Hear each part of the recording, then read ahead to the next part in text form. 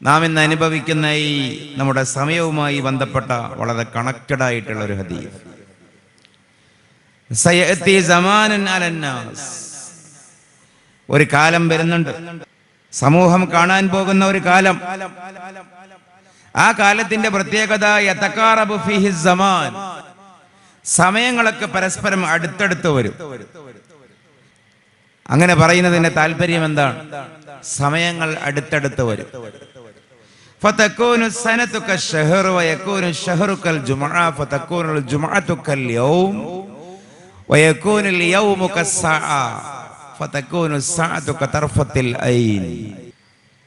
സങ്കീർണമായ ഒരു ഹദീസല്ല, ആർക്കും മനസ്സിലാക്കാൻ പറ്റും. സമയങ്ങൾ അടുത്തടുത്ത് വരിക എന്ന് പറഞ്ഞാൽ ഫതകൂനു സനതു കശ്ശഹർ, ഒരു കൊല്ലം ഒരു മാസം തീർന്നു പോകുന്നത് പോലെ അവസാനിച്ചു പോകും. വയകൂനു ശഹറു കൽ ജുമുഅ, ഒരു മാസം ഒരു ആഴ്ച അവസാനിച്ചു പോകുന്ന അത്രയും വേഗതയിലും കലാശിക്കും. ഫതകൂനുൽ ജുമുഅതു കൽ യൗം, ഒരാഴ്ചയോ ഒരു ദിവസം എന്ന പോലെ പെടുന്നനെ തീർന്നു പോകും.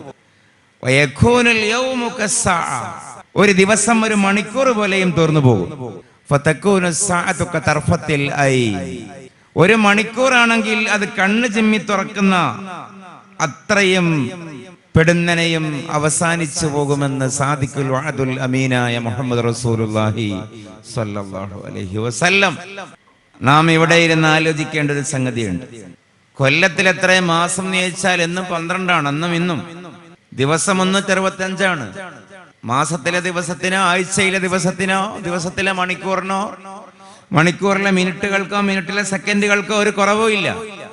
പക്ഷേ ഈ കാലത്ത് ജീവിക്കുന്ന നമ്മുടെ അനുഭവമാണ് അതിവേഗതയിലാണ് സമയം പോകുന്നത്.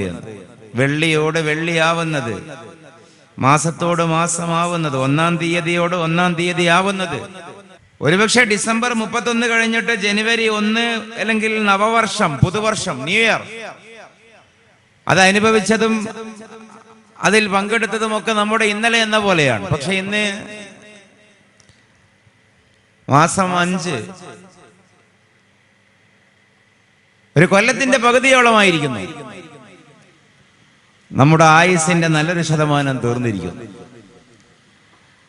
അപ്പൊ കേവലം ഞാൻ ആയുസ് തീർന്ന കഥ മാത്രമല്ല പറയാൻ ഉദ്ദേശിക്കുന്നത്. ഈ ഹദീസ് എങ്ങനെ പ്രവാചക തിരുമേനി സ്വല്ലല്ലാഹു അലൈഹി വസല്ലമക്ക് പറയാൻ പറ്റി? ആകാശത്തിന്റെ ചുവട്ടിൽ ഭൂമിയുടെ മുകളിൽ 4 ആള് കൂടിയാൽ അഭിപ്രായ വ്യത്യാസമില്ലാത്ത ഒരേ ഒരു വിഷയം ഒരുപക്ഷെ ഇതായിരിക്കാം. ജനിച്ചാൽ മരിക്കുമെന്ന കാര്യത്തിൽ അഭിപ്രായ വ്യത്യാസമില്ല. മറ്റൊരു കാര്യം ഉണ്ടെങ്കിൽ ഇതായിരിക്കും. സമയം പെട്ടെന്നാണ് പോകുന്നത്. വാട്സാപ്പിലെ സ്റ്റാറ്റസുകളും നാം പോസ്റ്റ് ചെയ്യുന്ന കുറിപ്പുകളും ഒക്കെ, വീട്ടിലെ കുട്ടികളുടെ ബർത്ത്ഡേ ഒക്കെ ആലോചിച്ച് നോക്കൂ. 5-ാം ജന്മദിനം, 10-ാം ബർത്ത്ഡേ, 15-ാം ബർത്ത്ഡേ, എത്ര പെട്ടെന്നാണ്. ഇന്നല്ലാഹ ഖദ സവ്വാലിയൽ അർള മശാരികഹാ വ മഗാരിബഹാ, പ്രവാചകന്റെ വചനങ്ങളാണ്. ഈ ഭൂമിയുടെ കിഴക്കും പടിഞ്ഞാറും അല്ലാഹു എനിക്ക് കാണിച്ചു തന്നു, അന്ത്യനാള് വരെ സംഭവിക്കുന്ന കാര്യങ്ങൾ. ഈ ദീൻ ശരിയാണ് എന്നുള്ളതിന് അറ്റ് മിനിമം പുണ്യ നബിയുടെ പുലർന്നുകൊണ്ടിരിക്കുന്ന പ്രവചനങ്ങൾ മാത്രം ഒന്ന് നിരീക്ഷിച്ചാൽ മതി. എങ്ങനെ ഒരാൾക്കിത് പറയാൻ കഴിയുന്നു? എങ്ങനെ ഒരാൾക്കിത് പറയാൻ കഴിയുന്നു? ലാ തഖൂമുസ് സഅ. ഞാൻ ആമുഖമായി 2-3 ഹദീസും ഒരു ആയത്തും പറയാന്ന് കരുതിയതാണ്. ലാ തഖൂമുസ് സഅ ഹത്താ യഊദ അർളുൽ അറബി അൻഹാറൻ വ മുറൂജ. പ്രവാചകന്റെ വേറെ ഹദീസ്, അന്ത്യനാൾ സംഭവിക്കുകയില്ല. ഹത്താ യഊദ അർളുൽ അറബി അൻഹാറൻ വ മുറൂജ. അറേബ്യൻ നാടുകൾ പൂന്തോട്ടങ്ങളും നദികളും സമുദ്രങ്ങളും ഒക്കെയായി മടങ്ങുന്നത് വരെ ഗൗരവത്തിൽ ആലോചിക്കണം. പുണ്യ നബി ഇത് പറയുമ്പോൾ അറേബ്യയിൽ പൂന്തോട്ടങ്ങളില്ല, പാർക്കുകളില്ല, നദികളില്ല, അറിയപ്പെട്ട ജലാശയങ്ങളൊന്നും സാർവത്രികമായി അറേബ്യയിൽ ഒരിടത്തും ഇല്ല. ഒറ്റപ്പെട്ട കഥകളിലേ ഉള്ളൂ. പക്ഷേ പ്രവാചകൻ പറഞ്ഞു, അന്ത്യനാൾ ആകുമ്പോഴേക്ക് അറേബ്യ മുഴുവനും ഹരിതാപമാകും, കൃഷി നിറയും, തോട്ടങ്ങൾ നിറയും, ജലസേചന പദ്ധതികൾ നിറയും, ഇറിഗേഷൻസ് നിറയും, ഉല്ലാസ കേന്ദ്രങ്ങളും തോടുകളും അരുവികളും പുഴകളും ഒക്കെ കുഴിക്കപ്പെടും. അങ്ങനെ ഒരു കാലം വരാതെ അന്ത്യനാൾ സംഭവിക്കില്ല.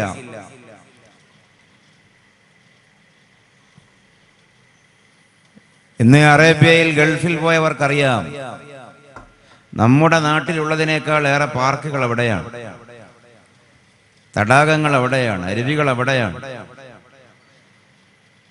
കിലോമീറ്ററുകൾ കണക്കിന് തോട്ടങ്ങളാണ്.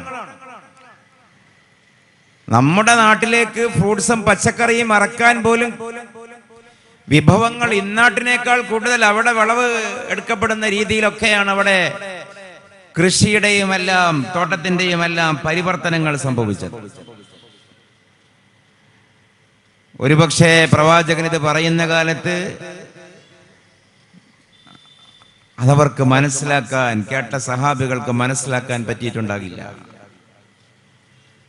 അന്ത്യനാൾ വരെ അറേബ്യയിൽ സംഭവിക്കുന്നത് പറയുകയാണ്. ഹജ്ജിന് മുമ്പറക്കും പോയ സഹോദര സഹോദരിമാർ ഉണ്ടാകുമല്ലോ ഒരുപക്ഷെ. മദീനയിലെ മസ്ജിദുൻ നബവി, അൽ മസ്ജിദുൻ നബവി, ഇന്ന് ലോകത്തെ ഏറ്റവും മനോഹരമായ കെട്ടിടം, ലോകത്തെ ഏറ്റവും മനോഹരമായ രമ്യഹർമ്മങ്ങളിൽ ഒന്ന്, സൗധങ്ങളിൽ ഒന്ന്, അക്ഷരാർത്ഥത്തിൽ വെള്ളക്കൊട്ടാരമായി മാറിയ മനോഹരമായ കെട്ടിടം. പക്ഷേ നബിയുടെ കാലത്തത് എങ്ങനെയായിരുന്നു? ഈത്തപ്പനയുടെ ഓല മേൽക്കൂരയായി മേഞ്ഞ ഈത്തപ്പനയുടെ തണ്ട് തൂണാക്കി നിർത്തിയ ഒരു കേവലം ഒരു കെട്ടിടം,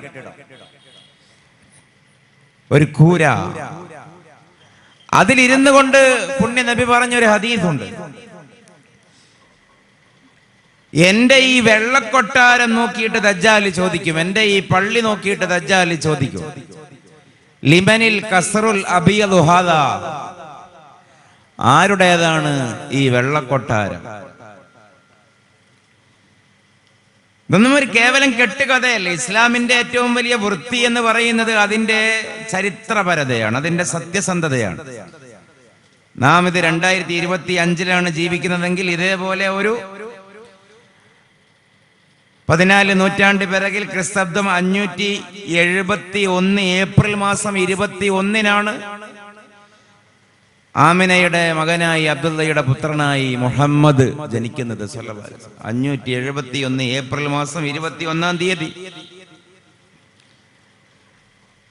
630 ജൂൺ 8 അല്ലെങ്കിൽ ആഗസ്റ്റ് 10 632 അള്ളാഹുവിന്റെ പ്രവാചകർ വഫാത്താവുന്നത്. 622 ജൂലൈ 19 മക്കയിൽ നിന്ന് മദീനയിലേക്ക് പോകുന്നത്. ഇതൊക്കെ ചരിത്രമാണ്, ക്രിസ്റ്റൽ ക്ലിയർ ജീവിതമാണ്, ബയോഗ്രഫിയാണ്. ഇപ്പോ ഈ CE അല്ലെങ്കിൽ AD 570 571 കാലഘട്ടം എന്ന് പറയുന്നത് ലോകത്ത് എത്ര സാങ്കേതികമായി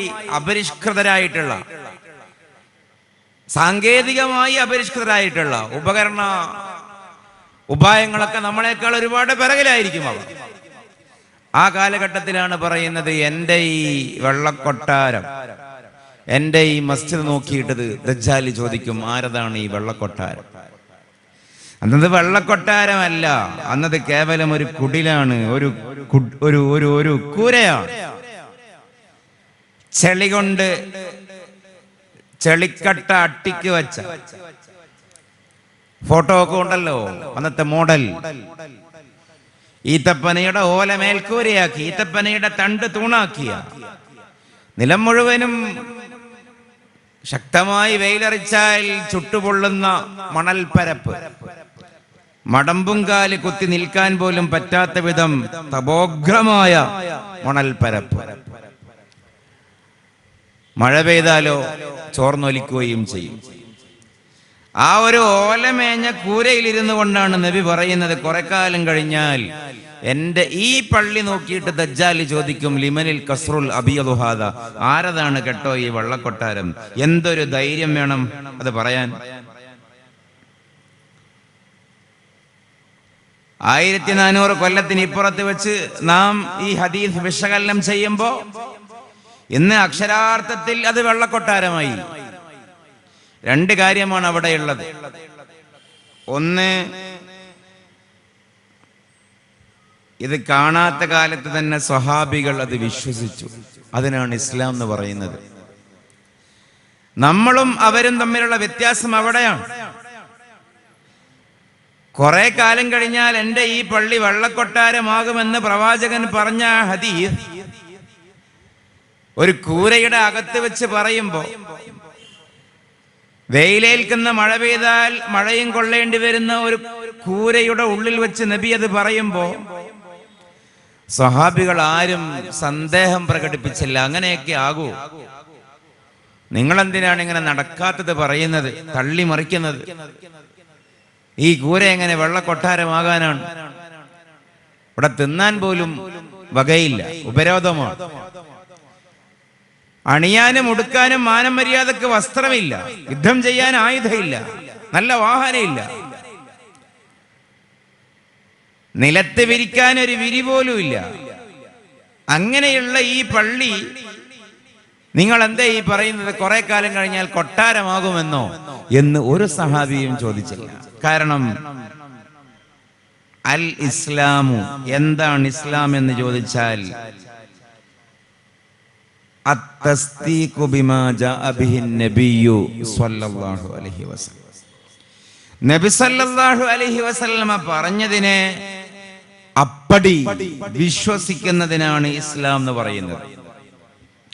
അത് നമ്മുടെ യുക്തിക്ക് നിരക്കുന്നതാവട്ടെ നിരക്കാത്തതാവട്ടെ, അനുഭവിക്കാൻ പറ്റിയതാവട്ടെ പറ്റാത്തതാവട്ടെ, നമുക്ക് അനുഭവിക്കാൻ പറ്റിയത് മാത്രം വിശ്വസിക്കുകയാണെങ്കിൽ, അല്ലെങ്കിൽ നമുക്ക് സമ്മതമായത് മാത്രം വിശ്വസിക്കുകയാണെങ്കിൽ പിന്നെ അതിന് വിശ്വാസം എന്ന് പറയോ?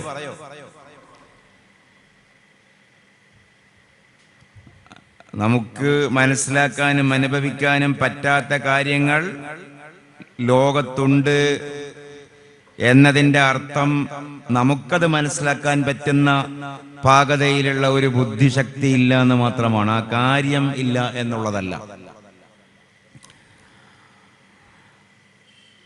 അപ്പൊ എല്ലാ കാര്യവും, ഏത് വിഷയം എടുത്ത് നോക്കിയാലും ആത്യന്തികമായി അതിന്റെ ഒരു മടക്കം എങ്ങോട്ടേക്കാണെന്ന് ചോദിച്ചാൽ ഇസ്ലാമികമായി അത് റസൂലുള്ള പറഞ്ഞിട്ടുണ്ടോ എന്നുള്ളതാണ്. നമുക്കത് സമ്മതമാണോ അല്ലേ എന്നുള്ളതല്ല. അതുകൊണ്ടാണ് ഏതിനും ഒരു നിർവചനം ഉണ്ടാകുമല്ലോ. ഏതൊരു വിഷയത്തിനും, ഒരു പ്രത്യയശാസ്ത്രമാകട്ടെ, ഒരു തിയറി, ലോകത്ത് ഏതൊരു സിദ്ധാന്താണെങ്കിലും അതിനൊരു നിർവചനം ഉണ്ടാകും. ഇസ്ലാമിന്റെ നിർവചനം ഇതാണ്, തസ്ദീഖ് ബിമാ ജാഅ ബിഹി നബി, നബി പറഞ്ഞതിനെ വിശ്വസിക്കുക. അത് ശരിയായിരിക്കും. പിൽക്കാലം അത് കാണുന്നു, പക്ഷെ കാണാതെ അവർ വിശ്വസിച്ചു.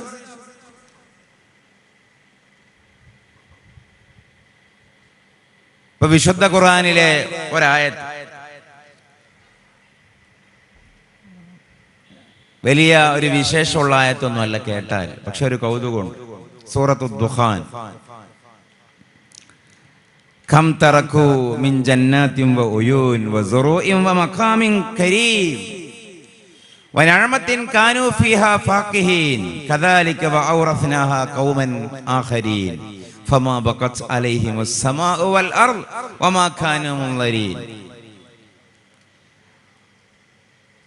ഇസ്ലാമിനെ കൃത്യമായി ഒരാൾക്ക് മനസ്സിലാക്കാൻ സാധിച്ചാൽ വേറൊരു വിഷയവും അയാൾക്ക് രസം ഉണ്ടാകില്ല, ഹര ഉണ്ടാവില്ല. ഇത് മാത്രമാകും രസം. കാരണം അത്രക്ക് ഭംഗിയുണ്ട് ഇതിന്റെ ഒരു ആന്തരികാർത്ഥങ്ങൾ. ലോകത്തെ വലിയ ചരിത്രത്തിലെ ഏറ്റവും നികൃഷ്ടനായ നീചനായ ഏകാധിപതിയായിരുന്നു റംസീസ് രണ്ടാമൻ എന്ന ചരിത്രത്തിൽ അറിയപ്പെടുന്ന ഓസിമാൻഡിയോസ് എന്ന പേരുകാരനായ ഫിർഔൻ, കലീമുല്ലാഹി മൂസ അലൈഹിസ്സലാമിന്റെ പ്രതിയോഗി. ഫിർഔനെ കേൾക്കാത്ത ആരും ഉണ്ടാവില്ലല്ലോ. അതും ഒരു സാങ്കല്പിക കഥാപാത്രമല്ല. ഇന്നത്തെ ഈജിപ്തിലെ അന്നത്തെ ഭരണാധികാരിയായിരുന്നു. റംസീസ് രാജവംശം. അദ്ദേഹം റംസീസ് പരമ്പരയിൽപ്പെട്ട രണ്ടാമൻ. അദ്ദേഹത്തിന്റെ പേര് ഓസിമണ്ടിയോസ്. ഞാനാണ് ദൈവം എന്നാണ് അദ്ദേഹം പറഞ്ഞത്. അദ്ദേഹം ഒരു ഭൗതികവാദിയാണ്. മൂസ അലൈഹിസ്സലാം കണ്ണുകൊണ്ട് കാണാത്തൊരു അള്ളാഹുവിനെ അല്ലേ പരിചയപ്പെടുത്തുന്നത്? നിങ്ങൾ എന്തിനാണ് കണ്ണുകൊണ്ട് കാണാത്തൊരു അള്ളാഹുവിനെ ആരാധിക്കുന്നത്? കണ്ണുകൊണ്ട് കാണുന്ന ഞാനില്ലേ ഇവിടെ? ഇതാണ് ഫിറഔന്റെ വാദം. നിങ്ങൾക്ക് വേണ്ടതൊക്കെ ഞാൻ തരുന്നില്ലേ? ജീവിക്കാൻ ആവശ്യമായതൊക്കെ, ഭക്ഷണം തരുന്നു, പാർപ്പിടം തരുന്നു, ആനുകൂല്യങ്ങൾ തരുന്നു. പിന്നെ എന്തിനാണ് അനുഭവിക്കാൻ പറ്റുന്ന ഞാനുണ്ടായിരിക്കെ അനുഭവിക്കാൻ പറ്റാത്ത മറ്റൊരു ദൈവം? ഇതാണ് അദ്ദേഹത്തിന്റെ വാദം. ഇത്രയും വലിയ അഹംഭാവിയും ധിക്കാരിയും ഒക്കെ ആയിരുന്ന ഫിർഔൻ ഒടുവിൽ, ഞാൻ ആ കഥ പറയുകയല്ല, റെഡ് സീ അല്ലേ, എന്താണ്, ചെങ്കടലിൽ വെച്ച് മരിക്കുകയാണ് ചെയ്യുന്നത്. ഈ കാര്യം ഉണർത്തിക്കൊണ്ട് ഖുർആൻ ഒരു പരാമർശം നടത്തി. കടലിൽ മുങ്ങി നശിച്ച ഫിർഔനെ കുറിച്ച് ഖുർആൻ ഒരു പരാമർശം നടത്തി. എന്താ പരാമർശം? കം തറക്കൂ മിൻ ജന്നാത്തിൻ വ ഉയൂൻ. ഫിർഔനും പരിവാരങ്ങളുമൊക്കെ എന്തുമാത്രം തോട്ടങ്ങളും കൃഷികളും ഒക്കെയാണ് ഇട്ടേച്ച് വിട്ടേച്ച് പോയത് മരിക്കുമ്പോ. മഖാമിൻ കരീം. എത്ര തോട്ടങ്ങളും അരുവികളുമാണ് ഇട്ടേച്ച് പോയത്. മഖാമിൻ കരീം. എത്ര കൃഷിയിടങ്ങളും എത്ര ഉന്നതമായ മട്ടുപ്പാവുകളും കൊട്ടാരങ്ങളുമാണ് ഇട്ടേച്ച് പോയത്. വനഅമത്തിൻ കാനൂ ഫീഹാ ഫാഖിഹീൻ. അവർ ആർമാദിക്കുകയും ആസ്വദിക്കുകയും ചെയ്തിരുന്ന എത്രയെത്ര അനുഗ്രഹങ്ങളാണ് അവർ ഇട്ടേച്ച് പോകേണ്ടി വന്നത്. കദാലിക വഔറസ്നാഹാ ഖൗമൻ ആഖരീൻ. എന്നിട്ട് പിന്നെ ആ ഫിർഔനും സംഘവും പോയതിനു ശേഷം വേറെ ജനതക്ക് നാം അത് കൊടുത്തു. ഇങ്ങനെ ഫിർഔൻ എന്ന് പറയുന്ന വലിയ ചക്രവർത്തി കടലിൽ മുങ്ങി നശിച്ചതിനെ ചൊല്ലി ഫമാ ബഖത് അലൈഹിമുസ് സമാ. ആകാശം കരഞ്ഞില്ല. ഫമാ ബഖത് അലൈഹിം. അവരെ ചൊല്ലി വിലപിച്ചില്ല, കരഞ്ഞില്ല. അസ്സമാഉ ആകാശം. വൽ അർദു ഭൂമിയും കരഞ്ഞില്ല. വമാ കാനൂ മുൻവരീൻ. അവർ തിരിച്ചു വരട്ടെ എന്നാരും കാത്തിരുന്നുമില്ല, അല്ലെങ്കിൽ അവർക്ക് സാവകാശം ചെയ്യപ്പെട്ടു കൊടുത്തുമില്ല. നിങ്ങൾ ചിന്തിക്കുന്നുണ്ടാകും, ഇതെന്താണ് ഇയാൾ പറയുന്നത്? ഒരാൾ മരിച്ചാൽ ആകാശം കരയില്ല എന്ന് എല്ലാവർക്കും അറിയാം, ഭൂമി കരയില്ല എന്ന് എല്ലാവർക്കും അറിയാം. പക്ഷെ എന്താണ് ആ പറഞ്ഞതിന്റെ സാങ്കത്യം എന്ന് മനസ്സിലായത്, അനുഭവത്തിൽ മനസ്സിലായത് ഒരു 10-30 കൊല്ലങ്ങൾക്ക് മുമ്പാണ്. എന്താണ് കാര്യം? നമുക്കറിയാം, ഇന്ന് ടൂറിസം വളരെ വികസിച്ച കാലമാണ്. ലോകത്തിന്റെ എല്ലാ ഭാഗത്തേക്കും ആളുകൾ ചറപറ സഞ്ചരിക്കുന്നു. ഈജിപ്തിന്റെ പ്രത്യേകത, നമ്രൂദിന്റെ ഫിർഔനിന്റെ തട്ടകം ഈജിപ്താണ്. ഈജിപ്തിൽ കൂടുതൽ അതിന്റെ ചരിത്രത്തിന്റെ ഭാഗം അവിടെയുള്ള പിരമിഡുകളാണ്. പിരമിഡുകളുടെ പ്രത്യേകത, ഈജിപ്തിലെ പിരമിഡുകളുടെ പ്രത്യേകത, അതിന്റെ അകത്ത് മുൻകാലക്കാരായ രാജാക്കന്മാർ ഉപയോഗിച്ചിരുന്ന അവരുടെ അവശിഷ്ടങ്ങളും അവശേഷിപ്പുകളും അവരുടെ ഡെഡ് ബോഡീസും ഒക്കെയാണ് ഈ പിരമിഡുകൾക്കുള്ളിൽ ഉള്ളത്. ബോക്സിൽ അടക്കം ചെയ്ത അവരുടെ മമ്മികൾ എന്ന് പറയും. അപ്പൊ ചിലപ്പോഴൊക്കെ ഈ പിരമിഡ് തകരും.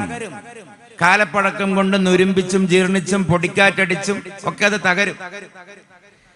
അപ്പൊ ചിലപ്പോഴൊക്കെ അതിന്റെ ഉള്ളിൽ നിന്ന് മമ്മികളൊക്കെ പുറത്തു വരും, പുറത്തെടുക്കും. ഇപ്പൊ ലോകത്ത് ഇന്ന് നടക്കുന്ന വലിയൊരു ചരിത്രത്തിന്റെ ഭാഗമായ, ചരിത്ര പഠനത്തിന്റെ ഭാഗമായ, ആന്ത്രോപോളജിക്കൽ ഹിസ്റ്ററിയുടെ ഭാഗമായിട്ടുള്ള ഒരു ശ്രമം, ആർക്കിയോളജിസ്റ്റുകൾ ഈ പിരമിഡിന്റെ അകത്ത് നിന്നും മമ്മി പുറത്തെടുത്തിട്ട് അത് പരിശോധിക്കുന്ന കൂട്ടത്തിൽ കുറെ താളിയോലകൾ ഉണ്ടാകും. താളിയോലകൾ എന്ന് പറഞ്ഞാൽ ഇന്ന് നമ്മൾ ടൈപ്പ് ചെയ്യുന്നു, അതേപോലെ കടലാസിൽ എഴുതുന്നു എന്നൊക്കെ പറഞ്ഞതുപോലെ അന്ന് ഈ താളിയോലയിലാണ് എഴുതുക. എല്ലിന്റെ പുറത്ത് എല്ലുമ്മലും കല്ലുമ്മലും താളിയോലയൊക്കെയാണ് എഴുതാറുള്ളത്. അപ്പൊ ഈ ബോക്സിന്റെ ഉള്ളിൽ നിന്ന് കിട്ടുന്ന താളിയോലകളുടെ ഭാഷ ഇന്നത്തെ ഭാഷയായിരിക്കില്ല. 3000-4000 കൊല്ലം മുമ്പുള്ള ലിപികളാണ്. അപ്പൊ അതിനെ ഇന്നത്തെ ഭാഷയിലേക്ക് വായിക്കുക എന്നുള്ള ശ്രമകരമായൊരു ജോലി, വളരെ അധ്വാനം നിറഞ്ഞ ജോലിയാണ്. അത് ലോകത്ത് നടക്കുന്നുണ്ട്. അപ്പൊ ഈജിപ്തിലെ ഈ താളിയോലയിൽ ആലേഖനം ചെയ്യപ്പെട്ട ലിപികളുടെ ഭാഷ ഹീറോഗ്ലിഫിക് ലാംഗ്വേജ് കുടുംബത്തിൽ വരുന്ന ഭാഷ. ജസ്റ്റ് അത് ഗൂഗിൾ ചെയ്താലൊക്കെ മനസ്സിലാവും. കുറെ ചിഹ്നങ്ങളായിരിക്കും, ചതുരം, ത്രികോണം, വൃത്തം, അതിൻ്റെ ഉള്ളിൽ കുറെ കുത്ത്, കുറി, കോമ. അപ്പൊ അത് ഒരുപാട് ഇന്റർമീഡിയറ്റ് ലാംഗ്വേജുകളിലേക്ക് മാറ്റി ഇന്നത്തെ ഇംഗ്ലീഷിലേക്ക് കൊണ്ടുവരണം. കൂട്ടത്തിൽ ഒരു താളിയോല വായിക്കപ്പെട്ടു. ആ താളിയോല 2017 വായിക്കപ്പെട്ടത്. 2017 ഇപ്പോൾ ആവറ്റ ആൾക്കാരുടെ പേരിനൊന്നും പ്രസക്തിയില്ല. അത് വായിച്ചു നോക്കുമ്പോൾ അതിലെന്താ ഉള്ളത്? ഈജിപ്തിലെ ഭരണാധികാരിയായിരുന്ന റംസീസ് രണ്ടാമനോട് കൊട്ടാരത്തിലെ കവികൾ മുഖസ്തുതിയായി പാടി. ഇത് പറയുമ്പോൾ ഒരു കാര്യം കൂടി പറയണം. ഇത്തരം താളിയോലയിൽ നിന്ന് വായിക്കാൻ പറ്റുന്ന ശ്ലോകങ്ങൾ എന്താണ് എന്ന് മുഴുവനും റെക്കോർഡായി ഇന്ന് വായിക്കാൻ കിട്ടും. പിരമിഡ് അട്രൻസ് എന്ന ജസ്റ്റ് ഒരുപാട് സൈറ്റുകളുണ്ട്. അട്രൻസ് എന്ന് പറഞ്ഞാൽ ഉദ്ധരണികൾ, ശ്ലോകങ്ങൾ, മൊഴികൾ. ഈ പിരമിഡിൽ രേഖപ്പെടുത്തപ്പെട്ട മൊഴികൾ, ആ കൂട്ടത്തിൽ ഞാൻ ഈ പറയുന്നതും കാണാം.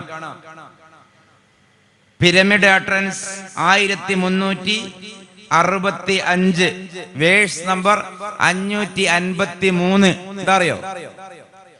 ഈജിപ്തിലെ ഭരണാധികാരിയായ റംസീസ് രണ്ടാമനോട് കൊട്ടാരത്തിലെ കവികൾ മുഖസ്തുതി പറഞ്ഞു. അന്നൊക്കെ കൊട്ടാരത്തിൽ ഇന്നും അറിയാലോ, കൊട്ടാരത്തിൽ രാജാവിന്റെ മുഖസ്തുതി പറഞ്ഞ് അവരെ സുഖിപ്പിച്ച് പൊന്നും പൊട്ടും പവിഴവും സ്ഥാനവും ഒക്കെ ആയി പോകുന്ന കൊട്ടാര വിദൂഷകന്മാർ, അതേപോലെ കവികളൊക്കെ ഉണ്ടാകും. ഈ കൊട്ടാര കവികൾ ഫിറഔനോട് പറഞ്ഞു. എന്താ പറഞ്ഞത്? നിങ്ങളൊക്കെ വലിയ വലിയ ആൾക്കാരാണ്. നിങ്ങളൊക്കെ മരണപ്പെട്ടാൽ ആകാശം കരയും. നിങ്ങളൊക്കെ മരണപ്പെട്ടാൽ ഭൂമിയും കരയും. Pyramid utterance 1365 verse number 553. എന്താ?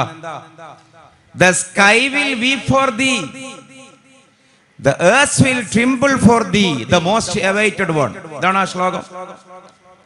ഇതിന്റെ അർത്ഥമാണ് ഞാൻ ഈ പറഞ്ഞത്. The sky will weep for thee, ആകാശം താങ്കൾക്ക് വേണ്ടി കണ്ണീർ പൊഴിക്കും. The earth will tremble for thee, ഭൂമി നിങ്ങൾക്ക് വേണ്ടി കരഞ്ഞു വിറക്കും.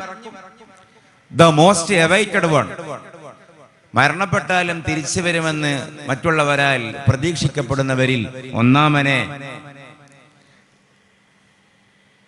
നമ്മളെ വലിയ വലിയ നേതാക്കന്മാരൊക്കെ മരണപ്പെട്ടാൽ പത്രക്കാരൊക്കെ ചിലപ്പോൾ സെൻസേഷണൽ സ്റ്റോറി എഴുതൂലേ? ശ്മശാനമുഖമായിരുന്നു, ഇരുണ്ട അന്തരീക്ഷമായിരുന്നു, ഇല പോലും അനങ്ങിയില്ല. മെറ്റഫറിക്കലി പറയാലോ, ആലങ്കാരികമായി. അതേപോലെ ഒരു കാര്യമാണ് കവികൾ പറഞ്ഞത്. നിങ്ങൾ മരിച്ചാൽ ആകാശം കരയും. കാരണം നിങ്ങളുടെ നഷ്ടം ഈ ലോകത്തിന്റെ നഷ്ടമാണ്, പ്രകൃതിയുടെ പ്രപഞ്ചത്തിന്റെ നഷ്ടമാണ്. അപ്പൊ ആകാശം തന്നെ കരയും. നിങ്ങൾ മരണപ്പെട്ടാൽ ഭൂമിയും കരയും. കാരണം നിങ്ങളെപ്പോലെ ഒരാൾ ഭൂമിയിൽ ഇല്ലല്ലോ. അത്രയും പ്രധാനിയല്ലേ, നേതാവല്ലേ.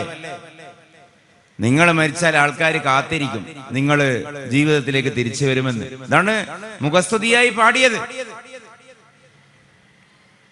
ഇങ്ങനെ ഫിർഔന്റെ മുഖത്ത് നോക്കി ഫിർഔന്റെ കൊട്ടാര കവികൾ പാടിയിരുന്നു എന്ന് 2017 മുമ്പ് ലോകർക്കറിയില്ലായിരുന്നു. നമ്മുടെ കാലത്താണ് ഇത് പുറത്തു വന്നത്. ഇത് BC എന്ന് പറഞ്ഞാൽ ഈസാ അലൈഹിസ്സലാം ജനിക്കുന്നതിന്റെ മുമ്പാണ് ഈ താളിയോലയിലൊക്കെ ഇത് എഴുതപ്പെട്ടത്. പക്ഷെ ഇതൊന്നും അറിയാതെ മദീനയിൽ വിശുദ്ധ ഖുർആനുമായി വന്നു മുഹമ്മദ് റസൂലുള്ളാഹി സ്വല്ലല്ലാഹു അലൈഹി വസല്ലം. എന്നിട്ട് ഫിർഔനിന്റെ തകർച്ചയും മരണവും പരാമർശിക്കുന്ന ഭാഗമെത്തിയപ്പോൾ ഖുർആൻ പറയുകയാണ് ഫമാ ബഖത് അലൈഹിമുസ് സമാ. ഫിർഔൻ മരിച്ചാൽ ആകാശം കരയുമെന്നാണ് 3000 കൊല്ലം മുമ്പ് കവികൾ പറഞ്ഞത്. പക്ഷേ ഫമാ ബഖത് അലൈഹിമുസ് സമാ, ഫിർഔൻ നശിച്ചപ്പോൾ ആകാശം അറിഞ്ഞതേ ഭാവിച്ചില്ല, ഒരു തുള്ളി പോലും കരഞ്ഞില്ല. വൽ അർളു, ഫിർഔൻ മരിച്ചാൽ ഭൂമിയും കരയും എന്നാണ് സഹസ്രാബ്ദങ്ങൾക്ക് മുമ്പ് കവികൾ പറഞ്ഞത്. പക്ഷേ വൽ അർളു, ഭൂമിയും കരഞ്ഞില്ല, ഭൂമിയും വർച്ചില്ല. നേരെ ചൊവ്വയാണ്. The sky will be for thee, കവി. ഫമാ ബഖത് അലൈഹിമുസ് സമാ, അല്ലാഹ്.